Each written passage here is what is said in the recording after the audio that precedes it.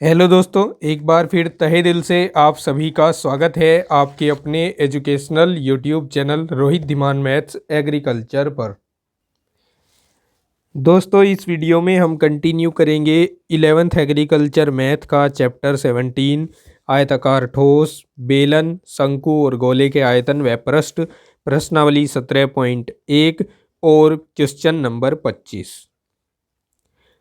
Question number 25 है कि एक संदूक 16 मीटर लंबा, 4 मीटर चौड़ा और 2 मीटर ऊंचा है। ज्ञात करो कि उसमें 16 घन मीटर आयतन वाले कितने घन रखे जा सकते हैं। तो हम मान लेते हैं इस क्वेश्चन को सोल्व करने से पहले कि माना संदूक में n घन रखे जा सकते हैं।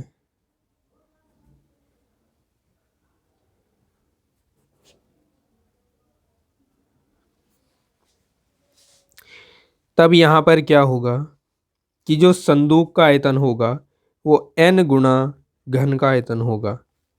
तो संदूक का आयतन बराबर n गुणा घन का आयतन।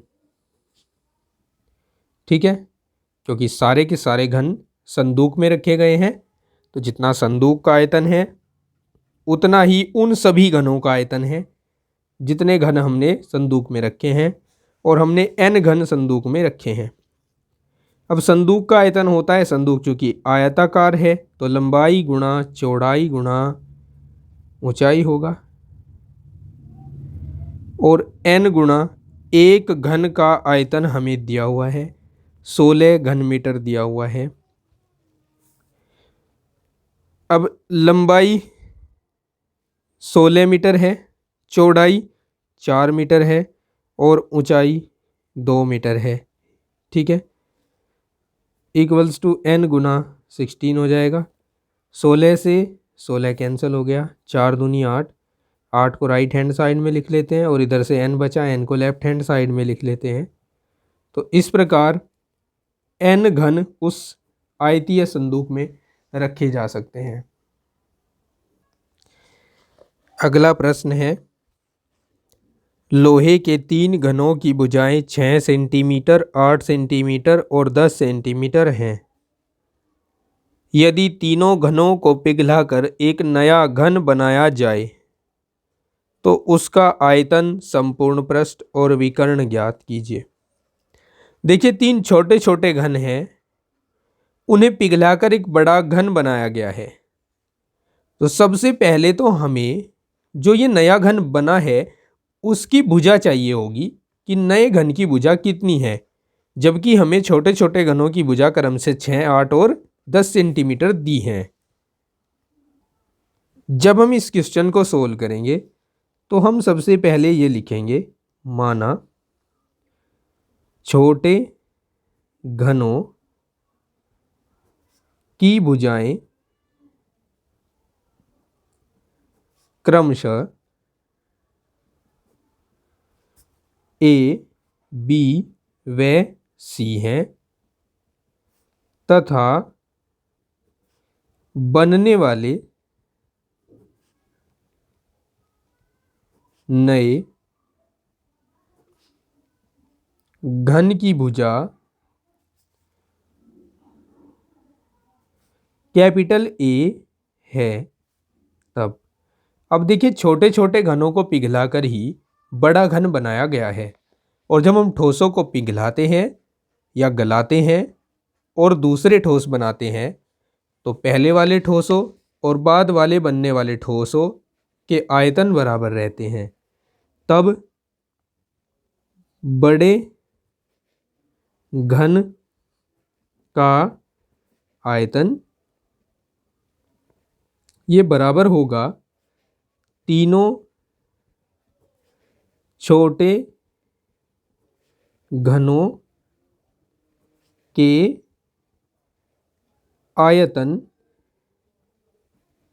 आयतनों के योग के। ठीक है। और हम जानते हैं घन का आयतन होता है भुजा की घात 3। बड़े घन की भुजा हमने कैपिटल ए मानी है तो ए क्यूब। एक छोटे घन की भुजा स्मॉल ए है तो इसका आयतन हो जाएगा स्मॉल ए क्यूब प्लस फिर बी क्यूब प्लस सी क्यूब। ठीक है। लेकिन हमारे पास यहाँ पर यही लिख देता हूँ, इस तब को यहाँ लिख रहा हूँ और यहाँ लिख देता हूँ, दिया है, ये मैं पहले लिखना भूल गया था, आपको पहले ही लिखना है इसको। ए का मान हमें पहले ही दे रखा है 6 सेंटीमीटर, बी का मान दे रखा है 8 सेंटीमीटर और सी का मान दे रखा है 10 सेंटीमीटर। तो मैं ये मान क्रम से इसमें रख लूँगा। तो ये A cube equals to 6 cube plus 8 cube plus 10 cube. A cube equals to 6 का जो घन होता है वो 216 होता है, 8 का घन 8 8 64 8 512 और 10 का होता है 10 गुणा 10 100 और 100 दशम 1000। इनको जोड़ेंगे तो जोड़कर आएगा कितना आएगा देखना ज़रा, 1728 बन रहा है, 1728। और हम जानते हैं 1728 किसका घन होता है, 12 का घन होता है, तो यहाँ 12 का घन लिख दिया।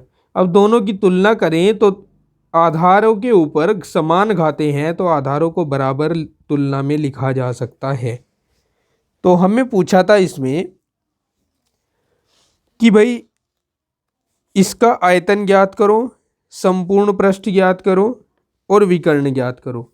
तो अगर मैं बात करूं आयतन की तो आयतन तो 1728 हो गया, नए घन का आयतन 1728, पहला आंसर तो यही बन गया हमारे पास। ठीक है। और इसके बाद हमें पूछा है इसका संपूर्ण पृष्ठ, तो संपूर्ण पृष्ठ निकाल देंगे। संपूर्ण पृष्ठ घन का होता है 6 गुणा भुजा स्क्वायर, तो 6 गुणा ए का स्क्वायर बराबर 6 गुणा 12 का स्क्वायर, 12 का स्क्वायर होता है 144, 6 चौक 24, 6 चौक 24 और 2 26, 6 एकम 6 और 2 8, 864 वर्ग सेंटीमीटर। इसके बाद हमें और इसमें क्या पूछा है, इसमें पूछा है कि विकर्ण बताओ। तो घन का विकर्ण अगर बात करें तो घन का विकर्ण होता है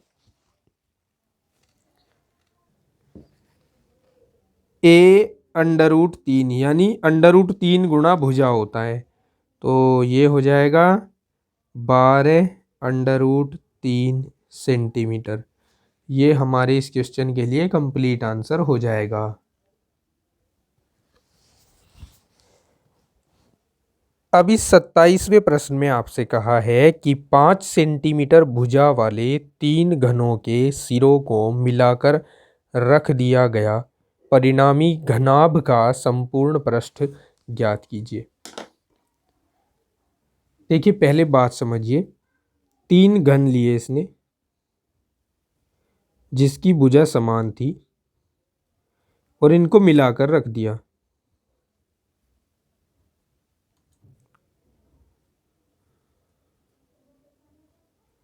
तो इस तरह की संरचना बनेगी। इस घन की भुजा 5 है, इसकी भी भुजा 5 है, इसकी भी भुजा 5 है, ये भी 5 और ये भी 5। ठीक है। अब ये घनाभ बन गया। अब घनाभ में तो एक तो लंबाई होती है L जिसको कहते हैं, एक घनाभ में चौड़ाई होती है जिसको B कहते हैं, और एक घनाभ में ऊंचाई होती है जिसको H कहते हैं। यहाँ अगर मैं आपसे पूछूं लंबाई कितनी हो जाएगी इस घनाभ की, तो आप कहेंगे sir 5 centimetre plus 5 centimetre plus 5 centimetre यानी 15 सेंटीमीटर, तो लंबाई हो गई 15 सेंटीमीटर। चौड़ाई हो गई 5 सेंटीमीटर, चौड़ाई तो चेंज नहीं हुई, और ऊंचाई या गहराई भी 5 सेंटीमीटर ही होगी। अब इस परिणामी घनाभ का संपूर्ण पृष्ठ हमें ज्ञात करना है। तो संपूर्ण पृष्ठ के लिए हम फॉर्मूला जानते हैं, 2 into L B plus B H plus H L.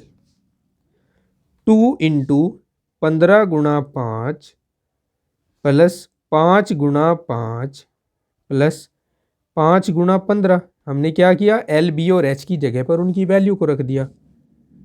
अब ये 2 गुणा, देखिए 15 पंजे 75, पंजे पंजे 25, 15 पंजे 75। हम जानते हैं 75 75 150 होते हैं, और 25 उसमें जोड़ो तो 175 बन जाते हैं। 175 का दुगना करना है, 175 का दुगना होगा 2 पंजे 10 की 0 हासिल 1, 2 सते 14 और 1 15, 2 एकम 2 और 1 3, 350 वर्ग सेंटीमीटर। ये आंसर आएगा हमारे इस क्वेश्चन का। ठीक है, चलिए आगे बढ़ते हैं, क्वेश्चन 28 को पढ़ते हैं। 20 मीटर लंबे, 15 मीटर चौड़े और 5 मीटर गहरे हौज को 14 सेंटीमीटर त्रिज्या के एक नल द्वारा भरा जाता है। यदि पानी 300 सेंटीमीटर प्रति मिनट की दर से गिर रहा है तो हौज भरने में कितना समय लगेगा। चलिए सिंपल क्वेश्चन है, कोशिश करता हूं आपको समझाने की। शुरू करते हैं। देखिए सबसे पहले मैंने यहाँ पर क्या किया है, सबसे पहले जो भी मुझे डायमेंशंस दी गई थी वो मैंने नोट कर ली हैं। जैसे हौज की लंबाई जिसको मैंने L माना है ये 20 मीटर है, चौड़ाई को हम B मान लेंगे 15 मीटर दी है, गहराई को H मान लेंगे 5 मीटर दी है, नल की त्रिज्या R मान ली है ये 14 सेंटीमीटर है, और पानी गिरने की दर लिख दी है 300 सेंटीमीटर प्रति मिनट। अब आपको यहाँ ध्यान देना है कि यहाँ पर कुछ मात्रक मीटर में है और कुछ मात्रक सेंटीमीटर में है। हमें यहाँ पर सभी मात्रकों को समान रखना है, तो मैं इस मीटर को सेंटीमीटर में चेंज कर रहा हूँ। इसके लिए मैं इसको लिखूँगा 20 में 100 की ओर गुणा करा दीजिए तो 2000 सेंटीमीटर हो जाएगा ये। 15 में 100 से गुणा करा दीजिए, 1500 सेंटीमीटर, क्योंकि 1 मीटर में 100 सेंटीमीटर होते हैं। ये 500 सेंटीमीटर हो गया। सबसे पहला काम हमें यही करना है। अब देखो आप मान लो कि ये हौज है, ठीक है, ये 2000 सेंटीमीटर लंबा है, फिर इसकी कुछ चौड़ाई भी है, हौज की चौड़ाई है 1500 इसकी, और इसकी कुछ गहराई भी है, जैसे 500 सेंटीमीटर इसकी गहराई भी है, ठीक है। और एक नल लगा हुआ है इसके ऊपर जो इस हौज को भर रहा है। इस नल की जो त्रिज्या है, यानी ये जो व्यास दिया हुआ है, ये त्रिज्या 14 सेंटीमीटर दी हुई है, और इसमें पानी गिरने की जो दर है वो 300 सेंटीमीटर प्रति मिनट है। यानी 1 मिनट में जो जल आगे बढ़ेगा इस बेलनाकार पाइप में, उसकी दूरी होगी 300 सेंटीमीटर। तो हमें बताना है कि ये जो हौज है वो कितने समय में पूरा भर जाएगा। तो हम मानकर चलेंगे ये n मिनट में पूरा भर जाएगा। तो हमने ये यहाँ पर नोट कर लिया है। अब देखिए, अब इस हौज का जो भी आयतन है वो n मिनटों में इस बेलनाकार पाइप से बहने वाले पानी के आयतन के बराबर होगा। सुन लिया, एक बार फिर से समझ लीजिए। इस हौज का जो पूरा आयतन है, इसमें जो पूरा पानी आ सकता है वो n मिनटों में इस बेलनाकार पाइप से बहने वाले पानी का आयतन होगा। तो इसको हम नोट डाउन करते हैं, n मिनटों में नल से बहने वाले पानी का आयतन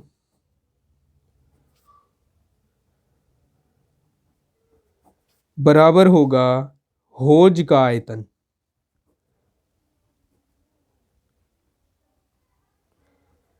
ठीक है, n मिनटों में। देखिए 1 मिनट में कितना पानी बहेगा। 1 मिनट में पानी बहेगा बेलन के आयतन के बराबर, यानी पाई आर स्क्वायर एच।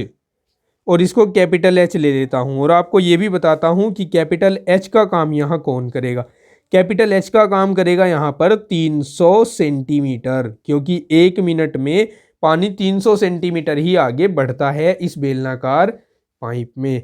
और बराबर होगा L गुणा बी गुणा एच। होज है आयताकार, तो आयताकार ठोस का क्षेत्र आयतन होता है लंबाई गुणा चौड़ाई गुणा ऊंचाई। अब यहाँ n गुणा पाई का मान रख लेंगे 22/7। r का मान है 14, चूंकि स्क्वायर है इसलिए 14 को 2 बार लिख रहा हूँ, 14 गुणा 14। h का मान 300 है इसमें, l का मान 2000 सेंटीमीटर, b का मान 1500 सेंटीमीटर और h का मान 500 सेंटीमीटर हमारे पास है। अब हमें इसको सोल्व करके कैलकुलेशन करके n का वैल्यू चाहिए। सबसे पहले ये जीरो जो दिख रही हैं दो, इधर वाली 2 जीरो से इनको हटा देते हैं। अब 7 एकम 7, 7 दूनी 14। ठीक है, 2 से इस 2000 को काट कर 1000 आ गया। 3 एकम 3, 3 पंजे 15 और double zero as it is. ठीक है, अभी तक समझ रहे हो ना सब कुछ? ओके, अब हम इसको नेक्स्ट लाइन में लिख लेते हैं। देखो यहाँ से क्या क्या बच रहा है, 1000 बचा, 500 बचा और 5 बचा। और अब इसके अपोन में इधर वाली संख्याएं आ जाएंगी जो जो भी बच रही हैं। इधर एक तो 22 बच रहा है और एक 14 बच रहा है। चलिए अब इसको हम सोल्व करने की कोशिश करते हैं। देखिए 2 से इसको काट दिया, ये 11 बार कटा, और 2 से इसको काट कर ये 500 आ गया। 2 से इसको काट दिया 7 बार, 2 से इसको काट दिया 250 बार। n बराबर अब हमारे पास रह जाता है 250 गुणा पंजे पंजे 25, 2500 बटे 11 सत्ते 77। n बराबर 25 और 25 की गुणा 625 होगी, और इसके सामने ट्रिपल जीरो आ जाएगा, बटे में आएगा 77। ठीक है, आप देख सकते हैं यहाँ पर। अब हमें और भी सोल्व करना है आगे, लेकिन उससे पहले मैं आपको बता दूं कि ये मिनटों में आएगा। ठीक है, इतने मिनट। अब अगर इसे हम घंटों में चेंज करना चाहते हैं, चूँकि 1 घंटे में 60 मिनट होते हैं, तो इसलिए 1 मिनट में 1/60 घंटे होंगे। तो हम यहाँ पर 1/60 से गुणा करवा देते हैं, या फिर कहें 60 से भाग करवा देते हैं। 77 गुणा 60, ये रह जाएगा अब घंटों में। अब 1 जीरो से 1 जीरो और कट गई। ठीक है, अब ये तो घंटों में है। अगर हम इसको दिनों में बदलना चाहते हैं तो हम इसमें 24 से भाग करवाएंगे, तो n बराबर हो जाएगा 625 डबल जीरो बटे 77 गुणा 6 गुणा 24 दिन। ठीक है, समझे? अब हम इसको 2 से डिवाइड करवाते हैं। 2 तिया 6, 2 एकम 2, 2 दूनी 4, 2 पंजे 10, जीरो की जीरो, 2 तिया 6। फिर से हम इसको 2 से डिवाइड करवा सकते हैं, तो ये आ जाएगा 15,625, और इसको 2 से डिवाइड करा कर आ जाएगा 12। ठीक है, n का मान आ जाएगा 15,625 बटे 77 गुणा 3 गुणा 12। अब हम इन सब की गुणा करके 15,625 को भाग देंगे तो हमारे पास आएगा 5.6368 के समथिंग, जिसको हम कुछ इस प्रकार से लिखेंगे 5 + 0.6368। अब ये दिनों में है और इस वाली राशि को, ये भी दिनों में है, इस वाली राशि को हम घंटों में बदलना चाहते हैं तो 24 से गुणा कर देंगे और इस 5 को लिखेंगे 5 दिन। ठीक है, जब हम इस राशि को गुणा करेंगे तो लगभग हमारे पास 15 पॉइंट समथिंग आएगा, जैसे 15.15 के लगभग आएगा, तो हम उसको केवल 15 लिख देंगे, 15 घंटे। और फिर उसके बाद डेसिमल वाले हमारे पास बचेंगे संख्याएं, या मैं आपको लिख कर ही दिखाता हूँ। ऐसे आ जाइए यहाँ पर, देखिए हमने 5 घंटे लिख दिया है, सॉरी 5 दिन लिख दिया है। इनकी गुणा करेंगे तो 15 पॉइंट समथिंग आएगा, जैसे 15.175 के लगभग आएगा। ये चूंकि घंटों में है इसलिए मैं इसको 5 दिन 15 घंटे और प्लस 0.175, और इसको मैं मिनटों में चेंज करने के लिए 60 से गुणा कराऊंगा। तो ये 5 दिन 15 घंटे, और जब इनकी गुणा कराएंगे तो लगभग 17 पॉइंट कुछ आएगा, जिसको हम लगभग में 17 मिनट लिख देंगे। ये हमारे इस क्वेश्चन के लिए आंसर होगा। तो दोस्तों इस वीडियो के पार्ट में इतना ही। जो नेक्स्ट क्वेश्चंस हैं हम उसको नेक्स्ट पार्ट में सॉल्व करेंगे, और जो अभी तक क्वेश्चंस कराए गए हैं उन सभी के जो वीडियो पार्ट्स हैं उनका एक प्लेलिस्ट बनाकर लिंक डिस्क्रिप्शन में दिया गया है, वहां जाकर आप प्लेलिस्ट को देख सकते हैं। तो दोस्तों स्क्रीन पर आपको सब्सक्राइब बटन दिख रहा होगा, अगर आपने अभी तक चैनल को सब्सक्राइब नहीं किया है तो सब्सक्राइब जरूर कर लें। मिलता हूँ आपको नेक्स्ट पार्ट में, तब तक के लिए take care, bye bye, have a nice day.